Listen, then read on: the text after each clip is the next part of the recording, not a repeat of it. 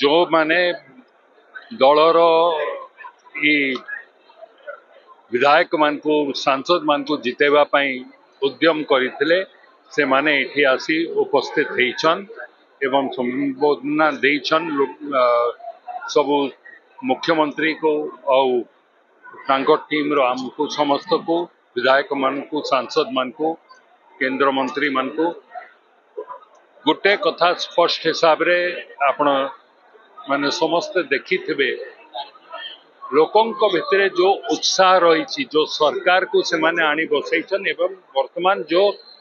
निर्वाचन इस्ताहार रे इस सरकार कथा देइथला लोकों को से कथा उपरे आमे काम करिबा आरंभ करिचु। मुख्यमंत्री भी तांको अभिभाषण रे सही कथा को आपण मानक सामना रे लोकों को पाखरे रखिछन। गोटे गोटे करी करी आमे सबु निर्वाचन इस्ताहार रो कथा को करिबु बोली करी से वार्ता देइछन एवं उत्साह आपण सेथिरे देखिथिबे जो लोक आज